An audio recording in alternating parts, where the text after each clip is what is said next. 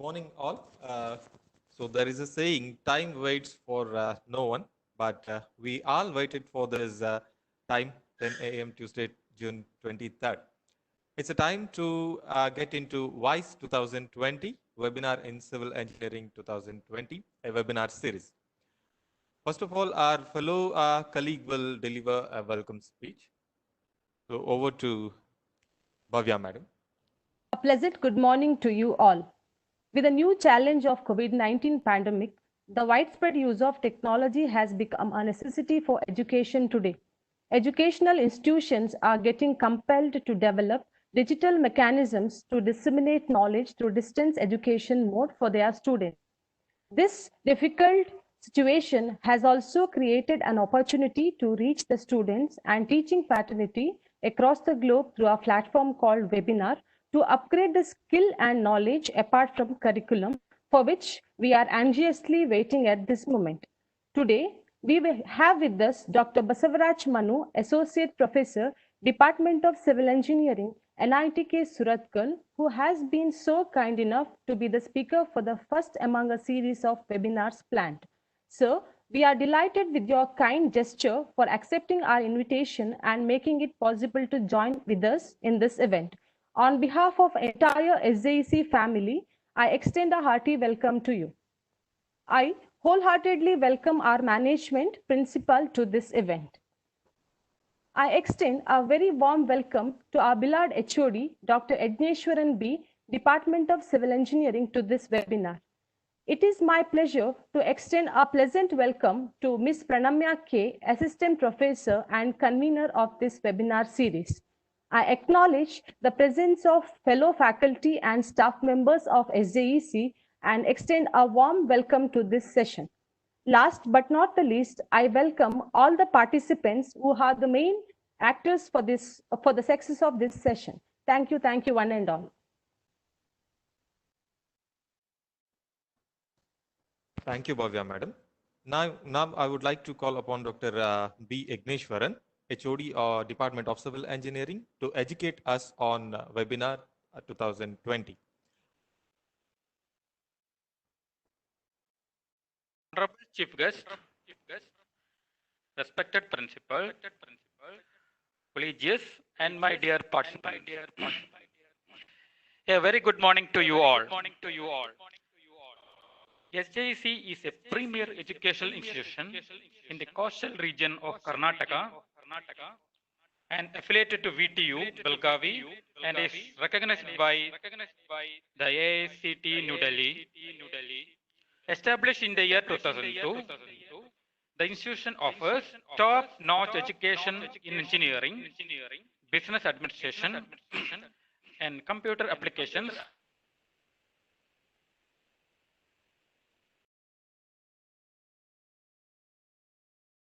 EEE, ME, CE, CIV, 4R NBA accredited.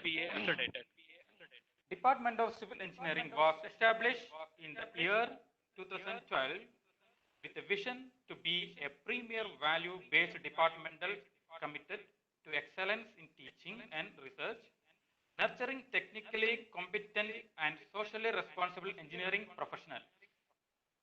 The department organizes FDPs, technical talks, seminars by inviting high-level resource persons from premier institutions to strengthen the knowledge of faculty as well as the students.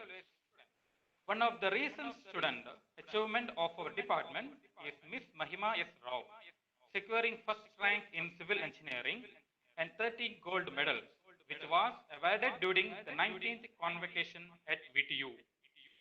In the current scenario of digital learning, webinars have become an indispensable tool in higher education.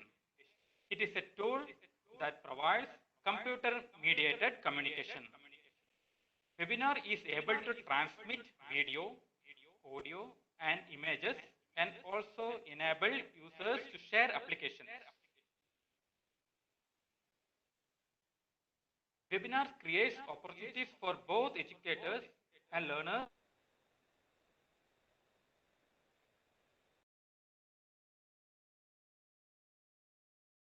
essentially different from other communication approaches such as discussion, board hosting, and emails. For students, it helps to crack their dream job and career programming. To make use of such advantages, Department of Civil Engineering (SJEC) has proposed to conduct a series of webinars titled Webinars in Civil Engineering WISE 2020 for faculties, researchers, students, and people from the industry. Today we are privileged to have with us a great personality, Professor Basavaraj Manu, NITK Surathkal, as the first speaker to start with our first webinar session on efficient, economical, and environmental friendly use of pentane oxidation in wash and waste management for COVID-19 virus. I thank the wholehearted support extended by the management of SJEC in fulfilling one of our desires in conducting online webinar series. Without consuming much of my time, I once again welcome each one of you this venture to make this program a success one. Thank you.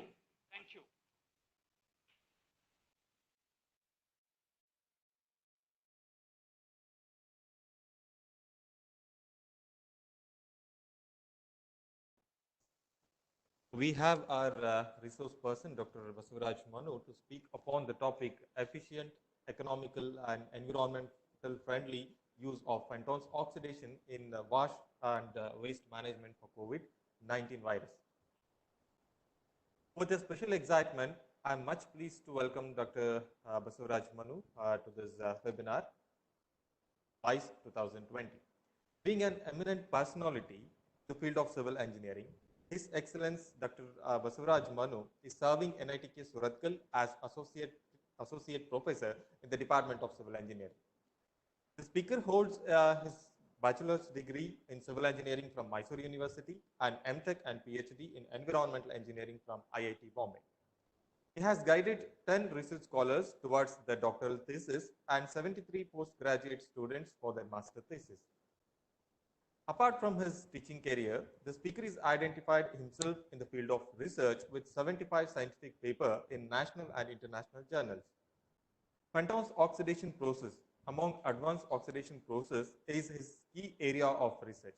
He has made several attempts to make the process economical in treating water and wastewater. He has involved in various consultancy work, including design of STPs for residential buildings and ETPs for various industries.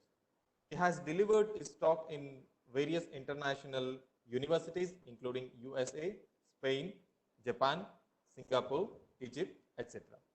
He is also a member of various professional societies such as Indian Waterwork Association, so IWWA, IAA, IEI, ISTE, etc. I welcome you to this webinar, sir. It's over to Manu, sir.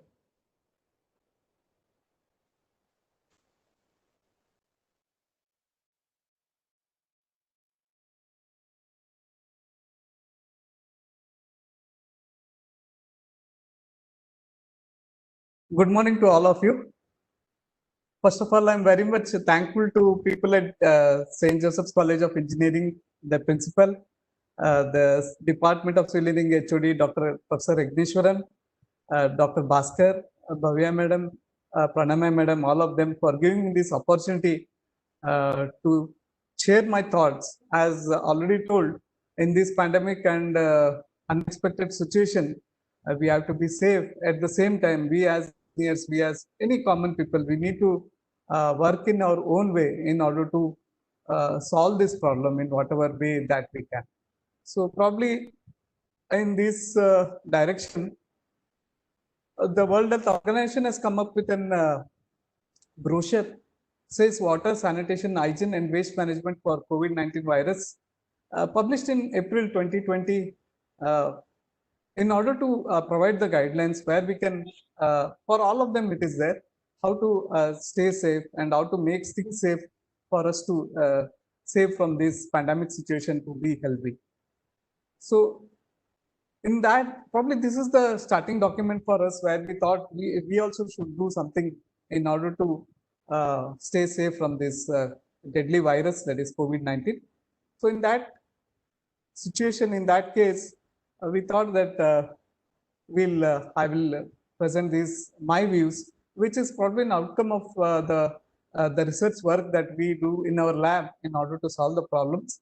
So the title of my seminar is Efficient, Economical and Environmental Friendly Use of Pentose Oxidation in Waste and Sanitation and Health Hygiene and Waste Management for COVID-19 virus also.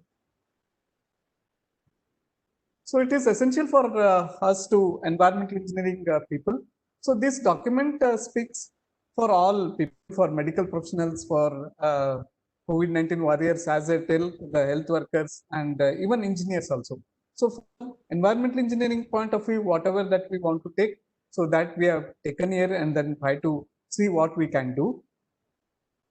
So one of the things that has been mentioned or that is necessary is to provide safe drinking water. So once we provide safe water, we use it for various uses like drinking, cooking, washing, and in turn we generate the wastewater or the domestic wastewater that has to be treated, and that comes under sanitation. And overall, we need to provide good conditions, hygienic conditions for well-being of human beings. So because this virus is very much contagious, it spreads from human beings to human beings very easily, though it is not that lethal, it is not that dangerous, but still we need to see that we prevent the human to human transmission of this particular virus. And also whatever the safe water, sanitation and hygienic conditions that we provide, we need to see that it is provided in rural areas or in slums and other things, or as it is called as undeserved areas where people are deprived of it. We need to see that we provide this safe water, sanitation and hygienic conditions there also. Earlier, what we thought that this virus, once we automatically or once we incidentally ingest it, it gets digested, it gets killed in the digestive system, especially in the stomach, because of the acidic conditions, highly acidic conditions and slightly higher temperature. But this COVID-19 virus, some of the studies, it has been established to be present in human excreta. So that is a little bit of dangerous and worrisome. So once it gets into wastewater, domestic wastewater, then it will spread. And then if it is not treated or the sewage is not treated properly, then it will contaminate and the disease could be spread. The spread of the disease could be more. So we need to see that the sewage has to be treated. It will not contaminate the water, and then we can try to solve the problem to that extent. So from environmental engineering point of view, the outcome of that brochure or what the brochure tells us is disinfection, right? So disinfection for ants, which is also one of the major, facilitator to spread the disease from everywhere, and also ourselves we can get infected, and we can infect others also. So ant hygiene, drinking water, safe drinking water, as we already discussed, personal protective equipments like the goggles, the gloves and all. So sewage treatment, as we already discussed, we need to see that the virus does not enter into the sewage by contaminating the groundwater, the surface water and other things. And the laundry, the immediate thing, the washing of the bed linen and the patient's clothes affected with COVID-19 virus, and frequently touch surfaces and floors. So all this has to be disinfected. So this disinfection is a major thing. So towards disinfection, what we want to do, that we are discussing in this particular webinar. So as we all know, disinfection is a process of destruction or prevention of growth of microorganisms possible, capable of causing various diseases, as they are called pathogens. So microorganisms, variety of things are there, starting from bacteria, which is quite simple in nature. As we know, we have antibiotics, we can take that, or we can kill that pathogen, that is a microorganisms. Other things are viruses, together with rotavirus or Nipah virus or something other thing, or some other viruses. And this, in the present pandemic situation, virus that also spreading various diseases like, as we know, cough, fever and other things. Cysts are also there. So all these microbes, all these things are together called as microorganisms or pathogens that we need to take care of. The final barrier against human exposure is to pathogens, like whatever the treatment technique that we give, that we'll discuss later. So we need to disinfect, we need to kill the pathogens. Then only it is 100% safe for drinking purpose. So disinfectants include from time immemorial, people have been boiling the water, right? So boiling the water, which seems to be simple, at least for drinking purpose. So we need to boil the water so that it denatures proteins and then nucleic acids. But that's also one mechanism of killing the pathogens. We can use variety of chemicals, strong oxidizing agents, right? So using variety of mechanisms, various processes in order to kill the pathogens, right? And then filtration process, to a certain extent, that will remove the pathogens during the four processes that are there during filtration, where the water gets filtered. In that one of the four processes, there is a process that will take care of pathogens also, but that is not that desired, or the efficiency is not good.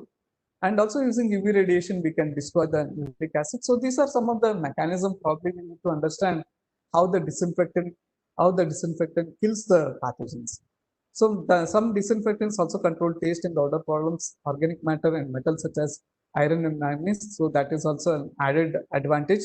So that will also help us to remove other pollutants as well to a certain extent. So sometimes this could be advantages for all of them as well.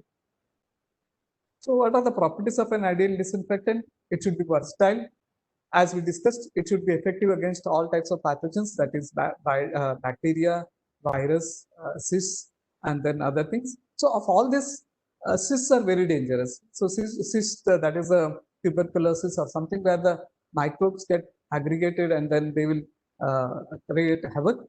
So cysts are very dangerous, where we need to take care of that. And also virus comes the next, right? So it is said that deadlier the virus, lesser is a lifetime, right? So, but still this COVID-19 virus, it spreads easily, though it is not as lethal, though it is not that deadly virus, or it is not that lethal, but still we need to take care of. And then antibiotic, over the period of time, we are able to develop various antibiotics to kill the pathogens. So the disinfectant should act fast, right? So that we kill the pathogens, or we are able to achieve whatever in very short time. It should be robust. It should be very robust, means it should be able to withstand and then do our purpose effectively in the presence of interfering materials, right? So whatever the other contaminants are there, other environmental conditions are there, but it should be able to kill the pathogens. It should be able to disinfect. So other interfering materials could be particulate matter, like natural silt and other things, suspended solids, and other organic and inorganic constituents. So even in the presence of that, our disinfectant should be able to kill the pathogens. And then it should also be handy. We should be able to handle it easily. It should not be toxic, or it should not be dangerous, hazardous to ourselves. And then we should be able to generate it on site, or we should be able to generate the disinfectant. So whatever the properties it will use it, we should be able to achieve it very easily, and it should be able to apply. We should be able to apply, but it should be hazardous for the pathogens. So it should be non-toxic for human beings. It should be soluble in water. It should be non-flammable, and it should be non-explosive also. Nowadays we are seeing that 70% alcohol or something, it is creating some sorts of problem, though it is very easy, though it is easy to apply, though it is not toxic to ourselves, but it is toxic to the environment or to the other materials. Like we see bikes getting exploded and other things getting catching fire. So in that case, it should not be flammable, non-flammable. It should not catch fire. It should be compatible with various material surfaces in water treatment plants, in pipelines, which should be able to withstand that disinfecting property. Thereby, we ensure that once the water is supplied to the consumers, it should be safe, and then we should be able to guarantee it also. And then it should not destroy equipment. In turn, it should be able to sustain itself with the equipment, so that it should be useful. It should be disinfecting, and at the same time, it should be economical. Probably whatever over the period of 1 hour that we'll be discussing from now on. So it holds all this property. So that's why this Penton's reagent is thought to be an efficient, economical at the same time, and environmental friendly disinfectant.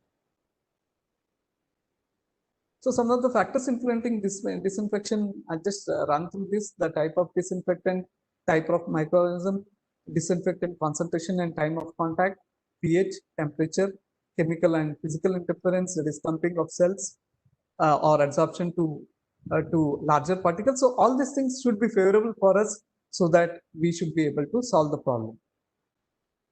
So some of the common disinfectants that are already being used even from time immemorial, like 4000 BC, people are using boiling, and then after some time they are using chlorine. Chlorine is a versatile disinfecting agent. We'll look into the salient features of that. Now chlorine is there, chloramines are there, chlorine dioxide, ozone, ultraviolet light is there, UV light is there, so that will do our work. We can see chlorine effectiveness. On the left hand side, we can see bacteria, all kinds of pathogens, disease causing waterborne disease causing bacteria, where the E. coli is the indicator organism, as we already know, because we cannot touch the pathogens directly because it may infect us. So presence or absence of bacteria or the E. coli is suggests that pathogens are there. So this chlorine is able to disinfect its E. coli. On the right hand column, we can see the reduction efficiencies. Okay. Sorry for the slight itch in the problem. So whatever the disinfectants that we discussed about, ozone, chlorine dioxide, chlorinamines, chlorine. So all these are able to kill the pathogens, do the work, but they have their own salient features like advantages and disadvantages. In case of chlorine, it's a strong oxidizing agent, right? So it is able to kill all the pathogens, and it's also persistent residual thing. So that is required. Disadvantages is chlorinated byproducts are formed, so that are proven to be carcinogenic. So that is one major drawback in the recent days, where we need to look into that. And taste and odor problems, the concentration of chlorine is more, then some unwanted taste and odor is also there. So though it is temporary, but sometimes it may persist, and then it's a problem. pH influences the effectiveness. So probably under slightly acidic conditions, chlorine is effective, though it's not much of a problem. But problem is the chlorinated byproducts like THMs. As we know, they are carcinogens. In case of chloramines, the advantages, the benefits are no THM formation is there, no problem of cancer, but it's also persistent residual, that is a required thing. But chloramines, when compared with chlorine, they are weak oxidants. They are not able to perform that much. It's because oxidizing power is less. Some organic halide formation is there, right? So their side effects has to be established, though they seem to be induce some sort of toxicity to the aquatic organisms and human beings, though it is not well established. In problem with chlorine, here also the taste and odor is there when the concentration is more. So that creates temporary problem. Sometimes it's more also, and growth problems. After disinfection, some bacteria or thing may grow back and may create problem. Chlorine dioxide benefits are it's a strong oxidant. It's really persistent residual, the required thing. No triolumited formation, no pH. It works.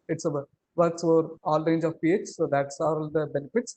Total organic halide formation is there, so that has to be evaluated onto human health and on other components of ecosystem. ClO3 and ClO2 are the byproducts. Once again, though they directly do not cause trioluminescence, but in presence of organic matter, they are not beneficial. On-site generation is required. So that also make slightly hindrance may be there in use of chlorine dioxide. Every time it has to be generated on site, and then it has to be used for disinfection. Hydrocarbon odors are possible in presence of organic matter. Chlorine dioxide can form weak acids, and then that odors and whatever the foul smell that is formed.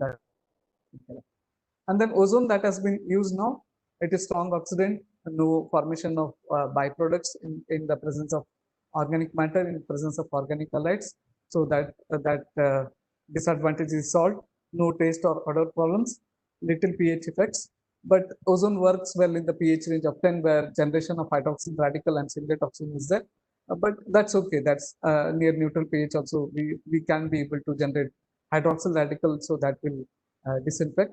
Some byproducts are formed which are biodegradable, right? So ozone is not able to completely convert the organic matter to carbon dioxide in water, but it's strong in disinfectant, so that is no problem. But only thing is it is having very short half-life, maybe 6 to 8 minutes or something like that.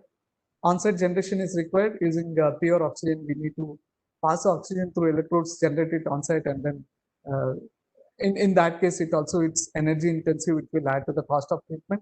Some byproducts are formed which are biodegradable though, right? And then complex generation and corrosive. So complex generation means every time we need to produce it on site, and then the production is also not simple, right? Ozone itself is toxic to human beings. Even if you are exposed to very small amount of ozone over a certain period of time, say 1 or 2 or 3 minutes, we feel dizziness.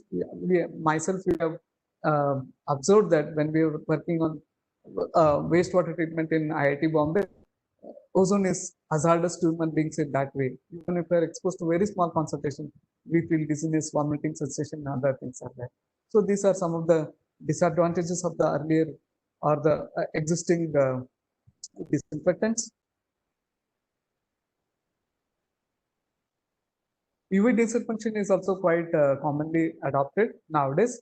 So the optimum wavelength is in the range of 250 to 270 nanometers, where it emits wavelength probably in the A range, UVA range, right? So typically around 254 nanometers. So that will disinfect the pathogens.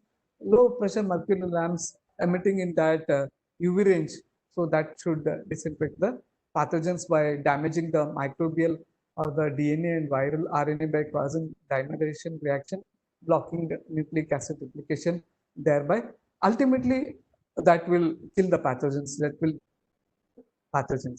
UV does not produce toxic byproducts. In that way, it is beneficial.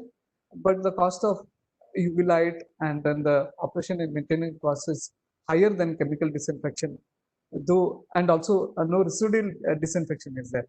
So what it means, right? So from the drinking water treatment plant, we normally pump it to overhead tanks, and then through overhead tanks, through gravity, we supply the water. So from the overhead tanks to the point of consumers, every individual tap we open the water. So that should be containing minimum residual concentration or the oxidant concentration of 0.2 milligram per liter, so that we are sure of ourselves, so that in that period, wherever the water flows from the overhead tanks to individual consumers, the water does not get infected once again, right? So we need to see that there is minimum requirement of oxidant is there, so that water is safe. So a little bit of background for what is this Fenton's oxidation that we are talking about, that will replace this, or that should replace these existing disinfectants like chlorine dioxide, chlorine oxide, and then the ozone and UV disinfection and other things. So a little bit about that. So typically the industrial wastewaters are classified based on the COD-BOD ratio. That's a thumb rule. If the COD-BOD ratio is less than 2, the contaminants are organic in nature, biodegradable in nature. So for the example for that is fish meal industry, where COD is around 25,000 milligram per liter, BOD is around 20,000 milligram per liter. Dairy industry, COD is around 3,000 milligram per liter, BOD is around 2,500 milligram per liter. Food industry, based on the food manufacturing products, the COD-BOD ratio also varies. The values varies, but that's also majorly classified under organic waste, biodegradable waste. Distillery industry, one of the highly polluting industry, COD is around 1,20,000 milligram per liter. BOD is around 60 to 70,000 milligram per liter. So contaminants are organic in nature, so we have to go for biological process that we'll look later. Inorganic compounds are non-biodegradable contaminants containing wastewater. Pesticide industry, as we all know, pesticides are harmful to the weeds, to the insects and other things. So the name itself suggests that contaminants are inorganic, non-biodegradable, toxic to microbes. Pharmaceutical industry, starting from paracetamol, which is a non-steroidal and anti-inflammatory drug, which cures fever, pains, and other things. But the problem is with the antibiotics, right? So antibiotics, as the name itself suggests, they kill the pathogens. So thereby, we are not able to apply the biological process for treating these contaminants which are toxic to them itself, right? So petrochemical industries also contain benzene and other polyaromatic hydrocarbons which are non-biodegradable, which resist the biodegradation. So we have to go for physicochemical processes. Coke oven industry, where it contains cyanide and other things, so that also creates problem to these biological treatment techniques. So these are some of the structures. Organic biodegradable structures we can see like glucose, fructose. They are very simple in chemical structure. They are soluble in water.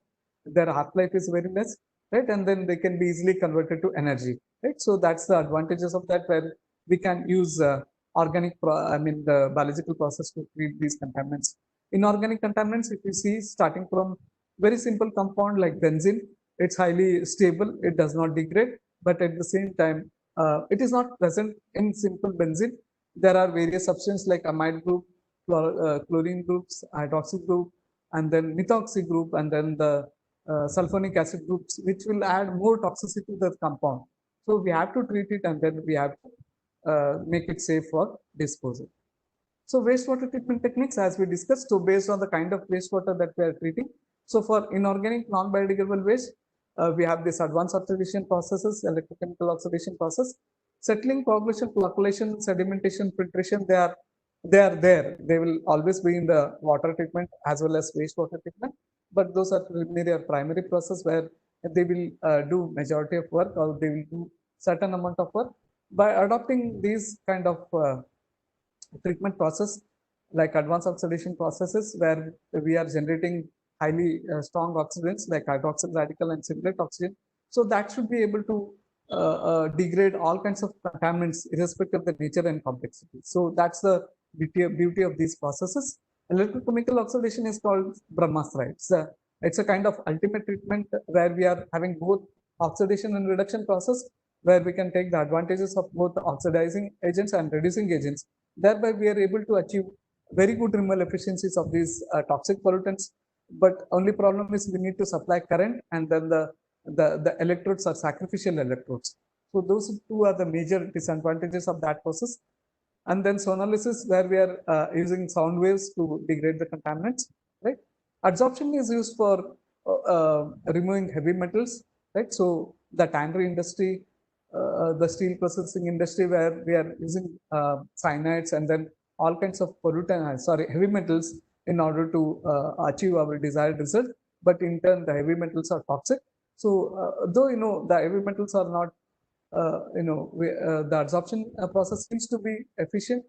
It's recommended also, but later on, if you see, adsorption may not be the suitable treatment technique, but because it only solves a problem temporarily. So the pollutants are converted from one phase to the other phase. Apart from that, there is no much final treatment as such. There is no conversion of pollutant from toxic form to the non-toxic form. Then ultrafiltration, microfiltration, reverse osmosis, ion exchange process, they are also there, but they are tertiary treatment. They are required only when we should be able to produce.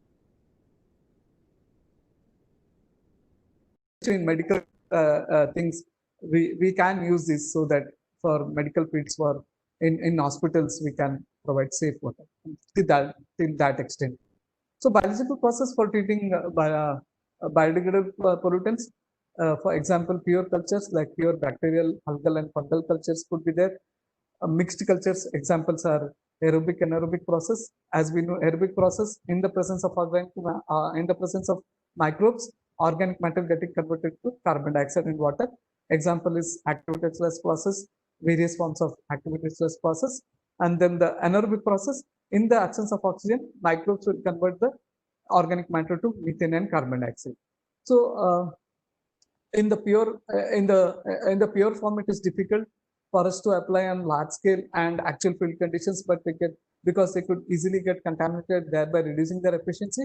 But for medical fields, for especially treating these viruses, we can use these cultures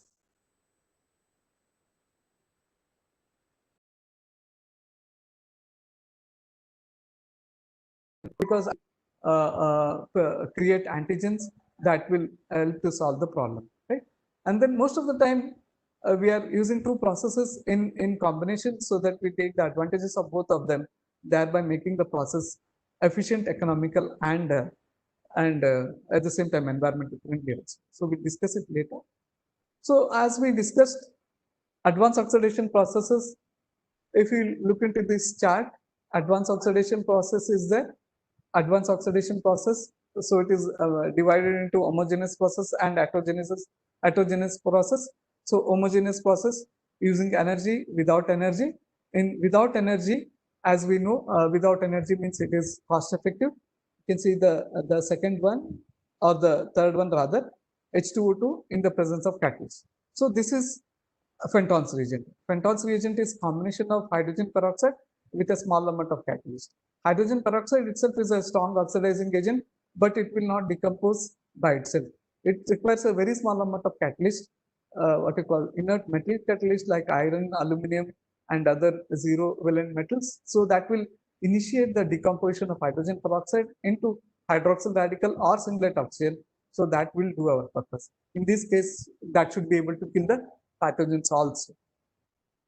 So without energy, only by using very simple chemicals, we are able to produce this disinfectant, which is very strong.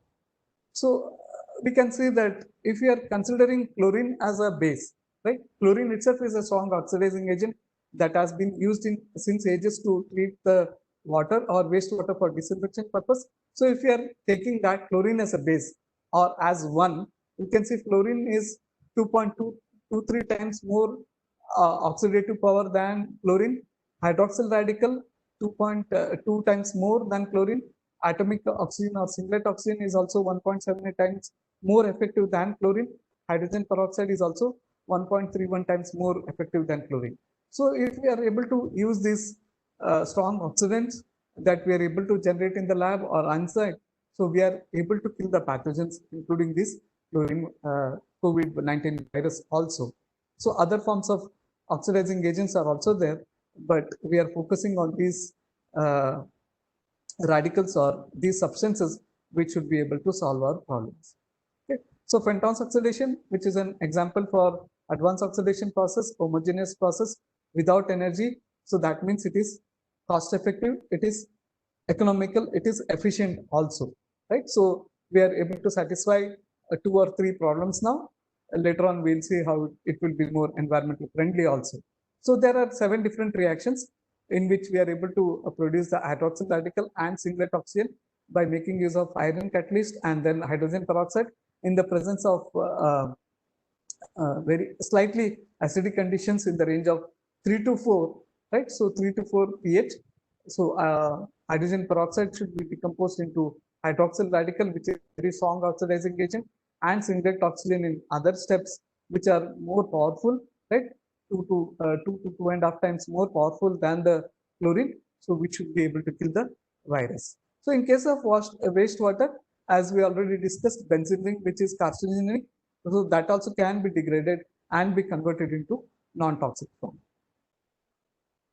So in order to generate more and more of hydroxyl radical or singlet oxygen, we need to see that we have more of this oxidizing substance or which provides this hydroxyl radical. So that is the hydrogen peroxide, iron dosage, and then the rate of reaction and the time of reaction, pH, and other things.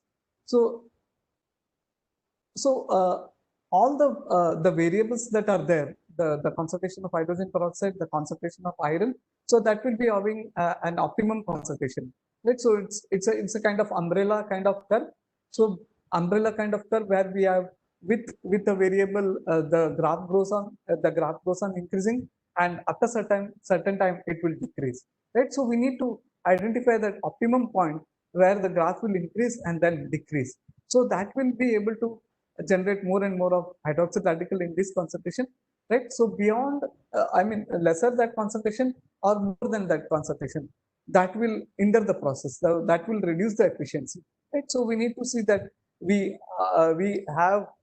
do experiments and then we have the optimum concentration of these process parameters so that we generate more and more of hydroxyl radical and singlet oxygen that will do our work. So we need to optimize the hydrogen peroxide concentration. We need to optimize the iron concentration, the pH. pH is also slightly acidic, like between 3 to 4. This process is effective, but we see that it should be effective in the neutral pH range also. So temperature, as we all know, with every 1 or 10 degree rise in temperature, the rate of reaction doubles. But we see that these reagents should work in the optimum or the ambient temperature as well, because any increase in temperature will only add to the cost of treatment. So we need to see that by we are not able to increase the cost. So the reagent or the hydroxyl radical should work in the ambient temperature, whatever that is existing now. So this is the typical pH profile, right? So we need to adjust the pH and then add iron and then add H2O2 so that sufficient amount of hydroxyl radical and singlet oxygen is produced. So that will disinfect, that will destroy the pathogens, that will destroy the organic matter as well, right? So this is how the reaction is carried out, right? So we need to have these kinds of things, right?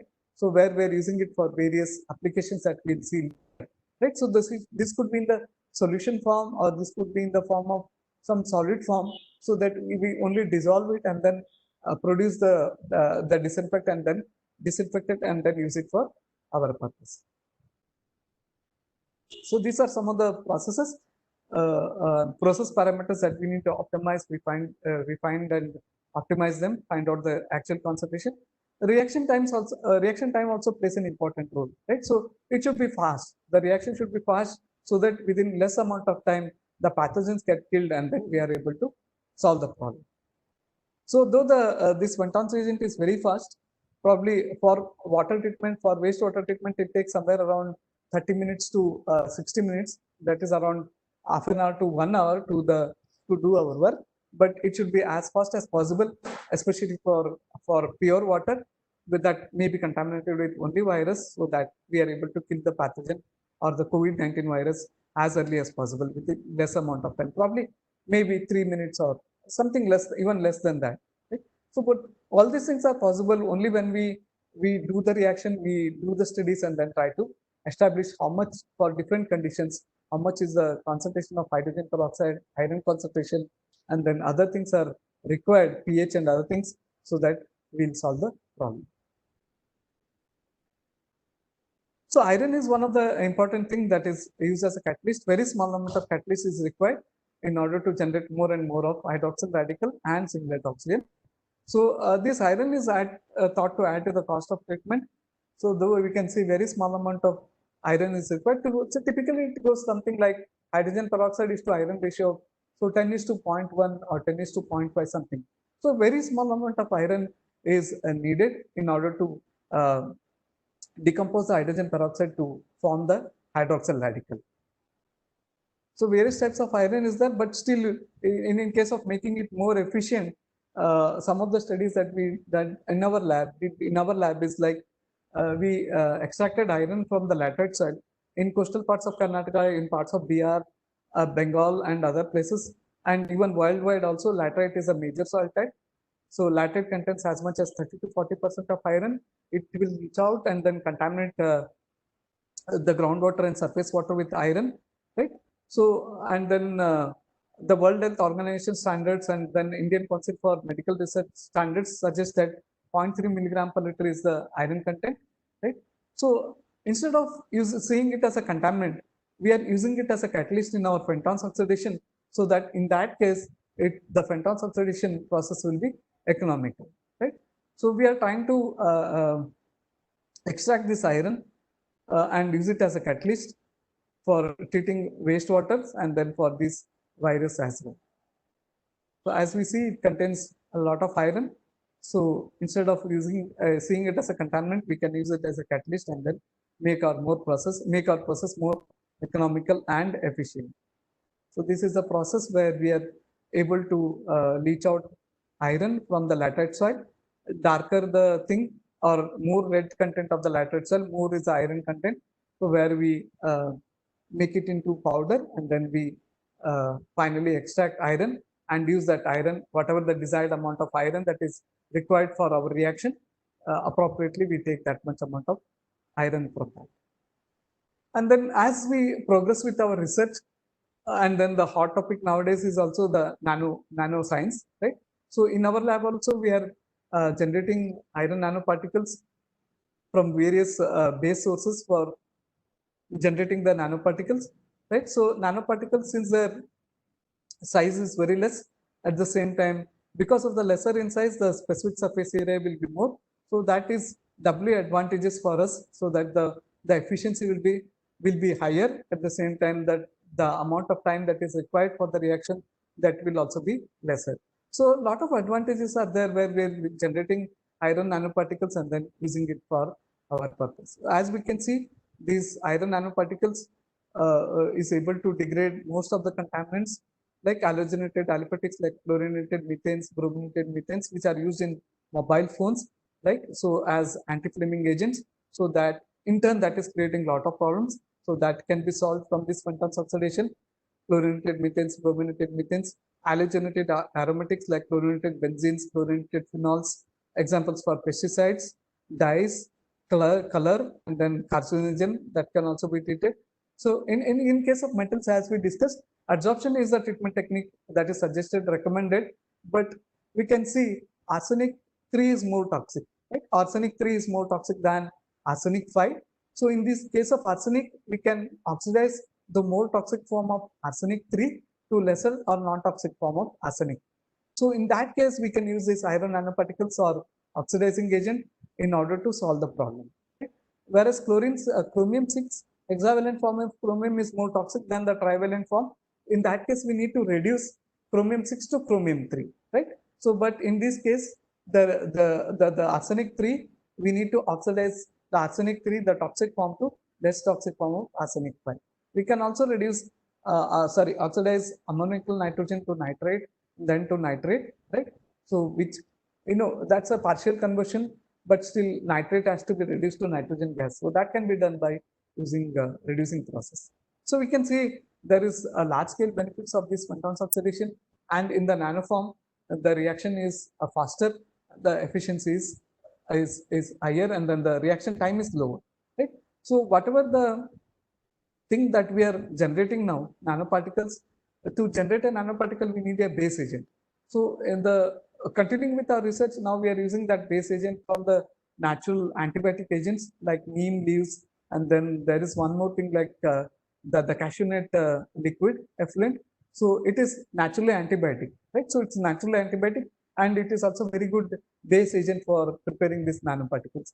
So it's a winning combination for us, where we are using that natural antibiotic as a base agent together with this nanoparticle. The process efficiency will be very, very high. At the same time, in that case, now it is becoming environmental friendly also. So already we saw that Fenton's oxidation was economical, where we are trying to use the natural iron, and then the hydrogen peroxide as such is economical. The efficiency is very high. Now using natural antibiotic base agents, which contains nanophenols, so as a base agent, that will make the process environmental friendly also. So that's how we are trying to see that it's efficient, economical, and environmental friendly. So whatever the research that we do in our lab, so whatever the science that is there, we know the reactions where we can produce more and more amount of oxygen.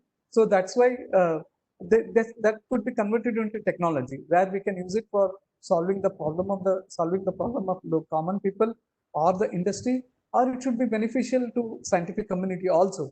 It should add value. It should add existing knowledge to the scientific community. So we need to convert it into technology where we are able to give it to the stakeholders, the people, the industry, or the scientific community. So in turn, we can also see in what form, in what product is there. As we know that Enzyme comes in two forms, right? There are two bars where we mix it, and then later on we can use it as a mixer or a sticking agent to stick various things. Here also we can have hydrogen peroxide as a solution, iron as a solution, right? So ready-made product can be created, so that finally that can be marketed, but we are not going to that stage. So whatever the research whatever the reaction that is we do in our lab, we should be able to understand it, appreciate it, and then finally convert it into any form of technology, and then it should be beneficial to most of the people, common people or industrial people, industries or the scientific community. So as we discussed in our first slide, the outcome of the World Health Organization brochure is disinfection. So hand hygiene, how to disinfect these various things that will be required for us, right? Starting from hands, drinking water, personal protective equipment, sewage treatment, laundry, and then frequently touch surfaces and clothing. So hand is one important thing. Even Amitabh Bachchan ji comes, right? So for giving and in his ad he tells how we need to keep self hygiene, right? So where he tells about using handkerchiefs and other things. So hand is one of the major transmitters of disease. Not only we ourselves are contaminated, we also contaminate the other people also. So we need to see that our hands are clean.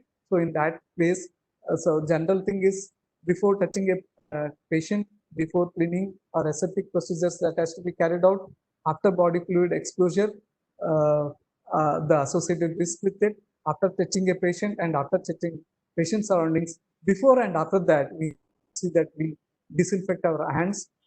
So that already the recommended thing is alcohol-based sanitizer, wash our hands with soap and water. But in turn, we can also use our solution. We can also use our oxidizing agent, Penton's reagent. So that will do these things also in a more efficient economical way. So drinking water, as we discussed earlier, providing safe drinking water is one of the major requirement. So I will not go much into the details. So these are the major flowchart or the treatment systems that are existing. The water is extracted from a water source. It could be river, lake, or underground water, mainly through an intake structure that will facilitate for withdrawing the sufficient quality of water. It is aerated, then plain sedimentation, flocculation, then filtration, finally disinfection, right? So the existing is the using strong oxidizing agents like this chlorine. So using bleaching powder, very simple technique where we inject chlorine into the lime, so that the freshly prepared bleaching powder should contain 30% of chlorine. Over the period of time, chlorine will get into the air, that it will escape out, thereby reducing its efficiency. So in place of chlorine, not in place of chlorine, but we can partially replace the chlorine with our Penton's reagent. So that is also having strong oxidizing agent. So that will also kill the pathogens. So why I am trying to say that most of the thing we can do it by Penton's oxidation, but we should also have certain amount of chlorine, right? So because as we discussed, so once we pump the water to clean water reservoirs to the overhead tanks and then distribute, we need to have a sufficient amount of chlorine so that we are safe that it is not contaminated during the process of supplying, right? So some amount of chlorine should be there, but major amount of killing the pathogens could be done through Penton's oxidation, so that the process is very efficient, and then in the presence of chlorine, it is safe also. So in this drinking water, what we suggest is we need to have a combination of Penton's oxidation and a very small amount of chlorine, so that we are taking the advantages of both the process and solving the problem. So personal protective equipments like these gowns, impermeable gowns, aprons, heavy duty gloves, boots, masks, and goggles, face shields. Nowadays, the people who are directly in touch with the COVID-19 patients, they have to be very careful. So they have to be using very good quantity, very sterile, and this. It is thought that these gowns are one-time use. They are like use and throw things, and at the same time they are very costly also. I heard that it's somewhere around 5,000 rupees or something.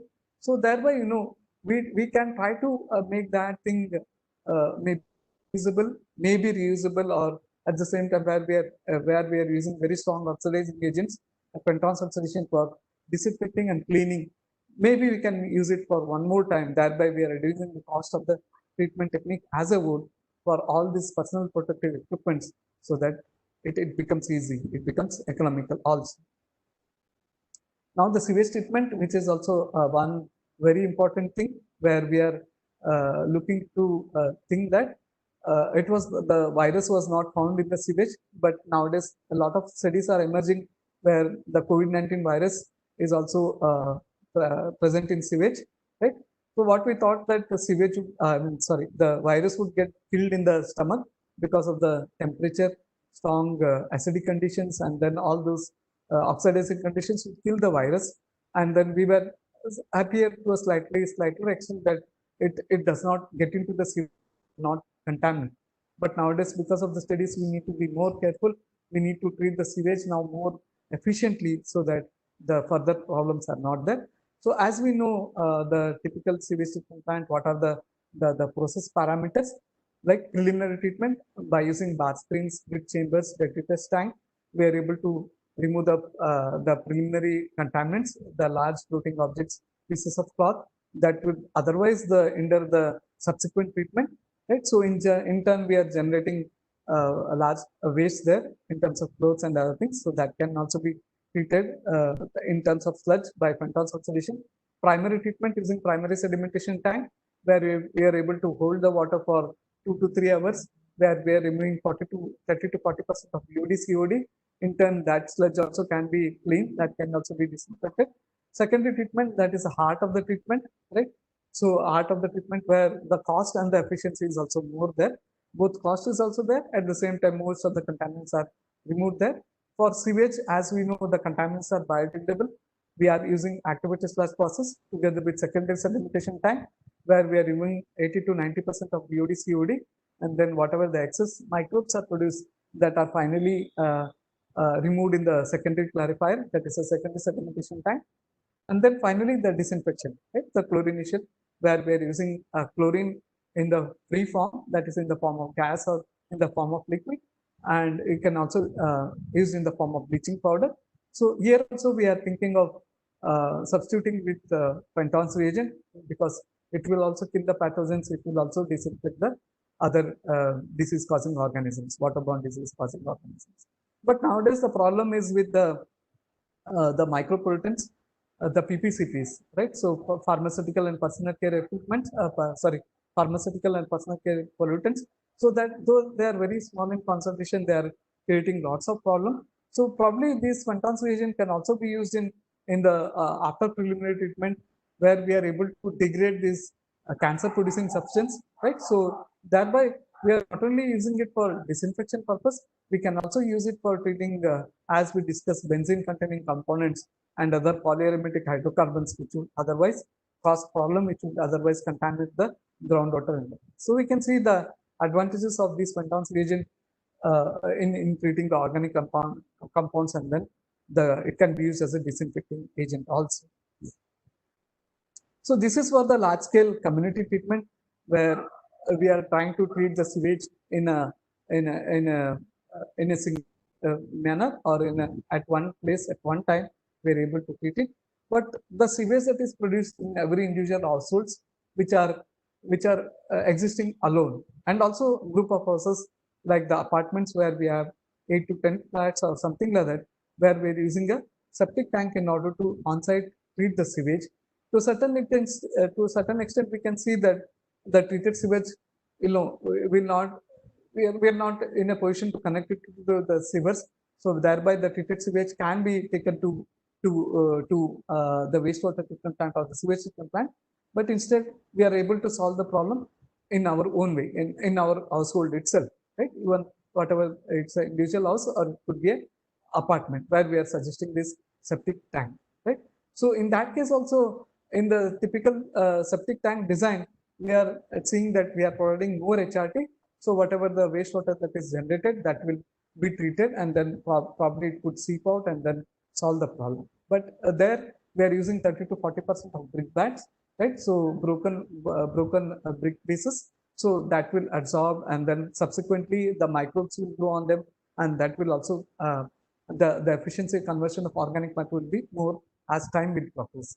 Right? So instead of that laterite soil, instead of the brick bats, we are trying to now replace it with laterite soil, right? So laterite soil will contain, as we know, iron. So with some amount of hydrogen peroxide, we can try to kill the pathogens even in a more efficient way, and whatever the pollutants that are there, that can also be destroyed, right? So we are by replacing the briquettes with the laterite blocks, and then by supplying some amount of oxidizing agent, we are able to solve the problem to a larger extent. So that's where our research would come in handy. So especially in hospitals, and then even in households also, where the patient's clothes are generated every day, which is probably contaminated, and then the bed lining, that also has to be cleaned, that also has to be disinfected. So at the initial preliminary level, we can use this Pentones oxidation, and then we can try to kill the pathogens and then try to make it safe. And then large scale thing, for example, the laundry wastewater, where in large hospitals where large amount of these cloths, and then where the quantity is large, we can also use Pentones oxidation process on a larger scale in order to disinfect and also clean the spillover liquids and other things. Now the frequently touched surfaces and floor cleanings, nowadays we can see many film stars are coming, right? So where they are trying to educate us, we need to we need to disinfect regularly our houses, various furnitures in our houses, even in offices also regular disinfection is required, which we frequently regularly come in contact, thereby increasing our chances to getting exposed to these viruses, right? So for example, tables, chairs, etc. So in order to disinfect that, we can use this Pentones oxidation, we can use this Pentones reagent. And in case of houses or in case of hospitals, where the spilling of body fluids is there, right, which may contain the virus. It could be simple also, but at the same time, it could be complex also, where the body fluids could be even the blood and other septic components, which by incidentally gets spilled onto the floors. That can also be cleaned by mopping with water containing this Pentones oxidation. Thereby, we are trying to disinfect all kinds of things. So before concluding this lecture, over the period of time, whatever we discussed, whatever we learned, the thing that we developed in our lab over the period of time through various PhD scholars, through various MTech things. So that has to be somehow reached to or given to the people, given to the stakeholders, may it common people, may it be common people, may it be scientific community. Now we are adding value to their content, to their existing knowledge, and then the industrial people, various industries, which can also use this technique in an efficient, economical, and environmental friendly manner. As we saw, we are using natural materials, antibiotic agents, and then we are using natural iron, and then making the process efficient, economical, and green as far as possible. Thank you very much.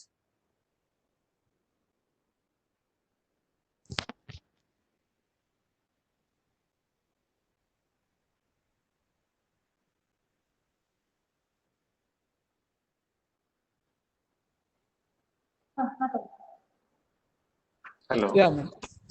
Bhaskar? Thank you very much, sir. So we have some queries from the participants. Yeah. Can I read that, sir? Could you please answer this? Yeah, sure.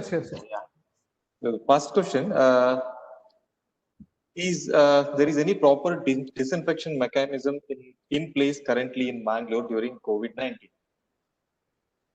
COVID-19, as we see, it's also new to all of us, right? So it's only during this March, April, we are facing this situation. Already the existing disinfectants are already used, and then maybe by God's grace, we are able to, whatever we are able to solve the problem. We are solving it. We are getting, we are keeping the effect of virus at bay for nowadays till now. But but we need to see that we use this reagent, or we use this material to a larger extent, so that the process will be more environmental friendly, efficient, and economical.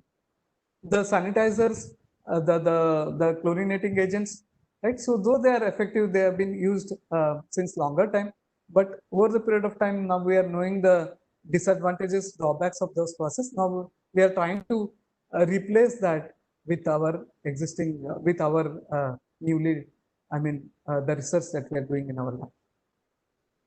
Yeah, already they are there. Already the sanitizers like alcohol-based sanitizers like say 60 to 70% alcohol-based thing, and then other disinfecting agents are also there. Thank you, sir. The reaction time is, however, very quick. It is in between 30 to 60 minutes. So can this process be still accelerated by adding more catalysts?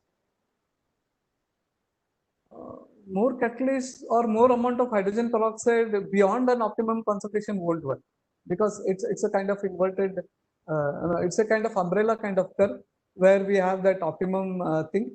But we have to do some research in the lab, because as we know, this COVID-19 virus is slightly new to us. So probably together with medical professionals or together with the scientists working in the medical field, we need to do some experiments. We need to arrive at the dosage and then establish the dosages and also the time also, with what minimum time we are able to achieve 99% or 99.99% of this removal of this virus. Because though it is not that deadly, but it is highly contagious. It will spread from one person to other person very quickly. So we need to see that the time of treatment is very less as far as possible, and then we need to do more studies on that.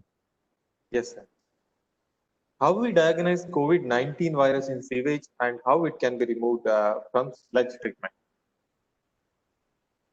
Strictly speaking, yeah, the whole crux is like, since it is new to us, and then even the bacteria also, we only measure it indirectly with the presence or absence of E. coli.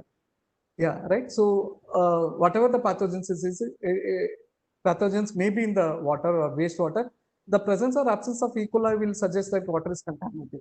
Here also there could be some indicator organisms, because we do not want to expose ourselves to this deadly virus, even though whatever the research that we want to do to solve it, to disinfect it, probably there could be some, seriously, I don't know right now, but there could be some indicator organism or some test which could suggest the presence or absence of this virus. Yes, sir. What will be an ideal pH for COVID-19 virus survival in wastewater? Sewage, typically the sewage pH will be near neutral or slightly on the acidic side. But yes, even in the near neutral pH also it is existing.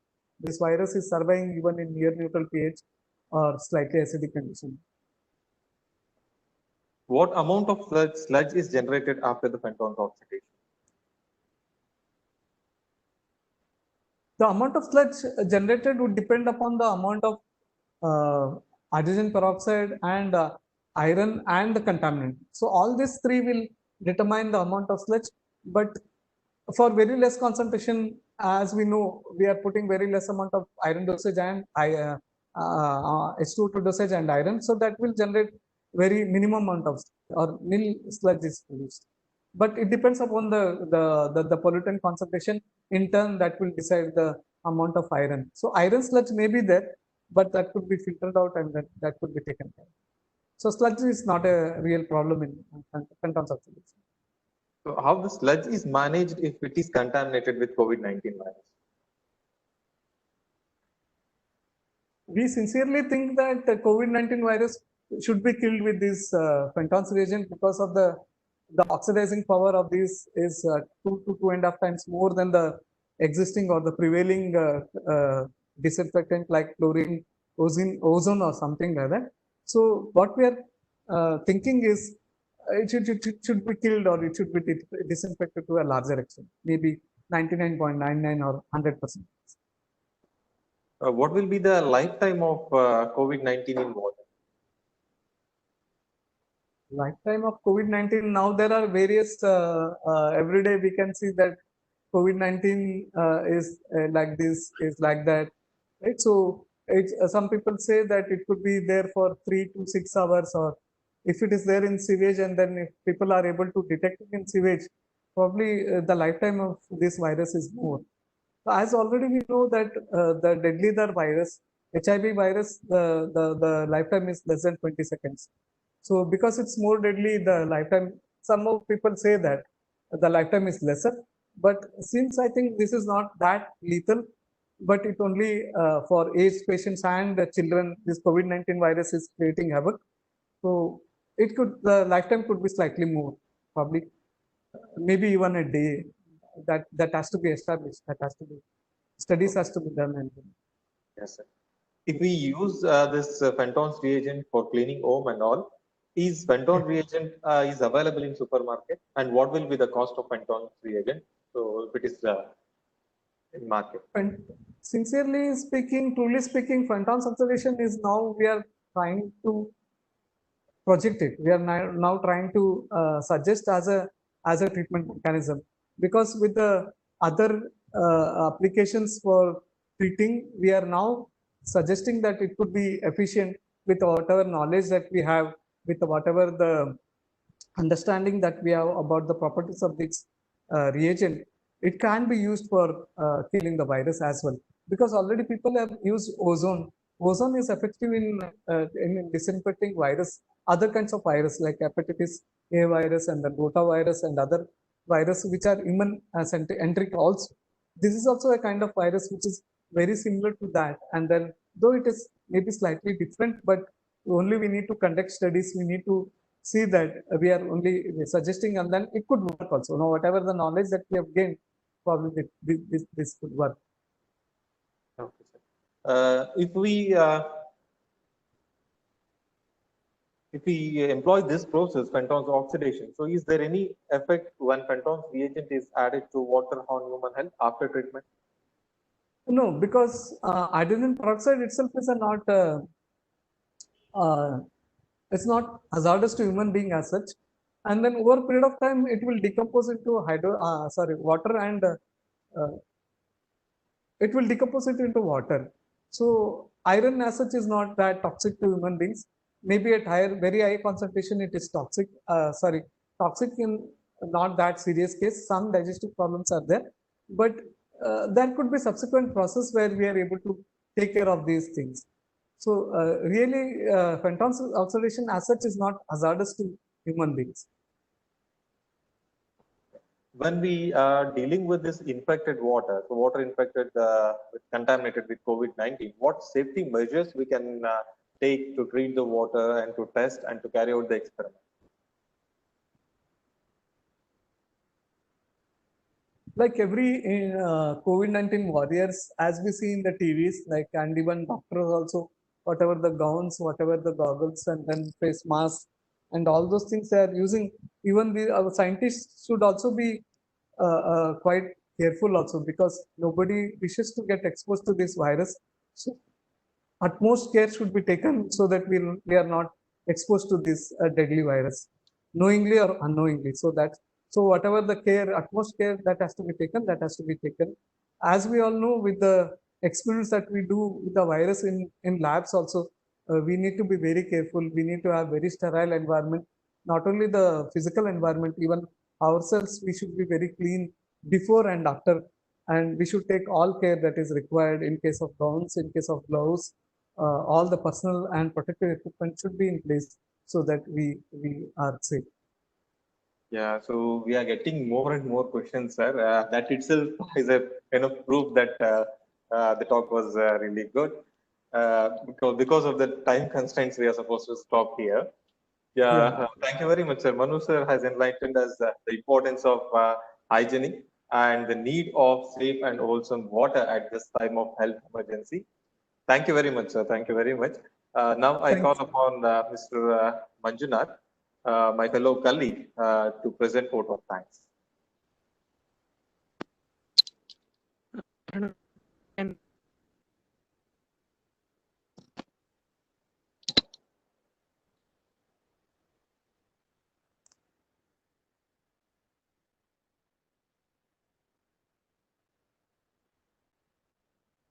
am I audible?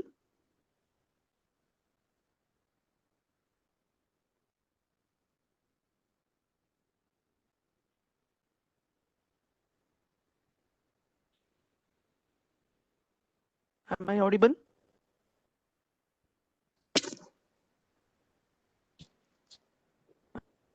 Good morning.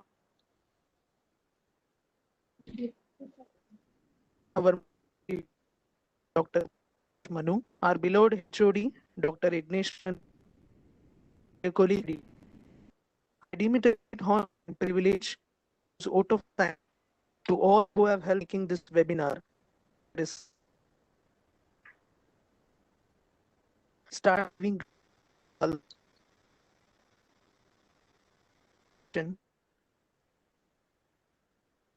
and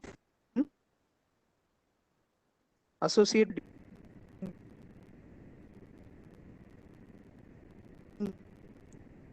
your very whole Thank you, madam. Thank you. spend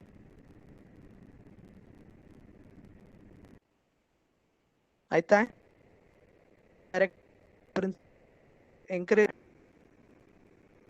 for this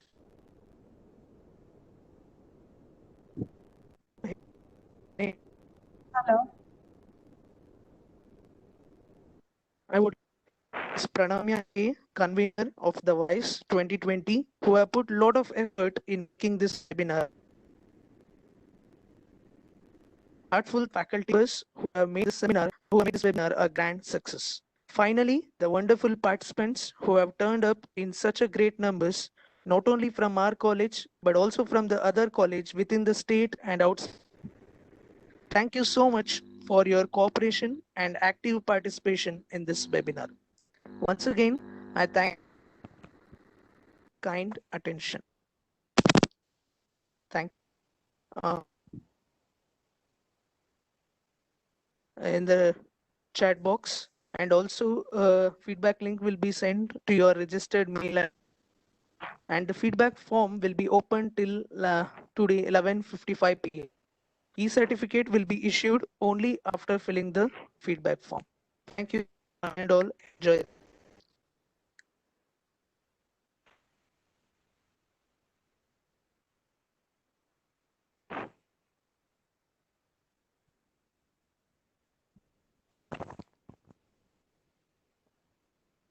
Hello, sir. Hello, sir. Hello, Madam. sir.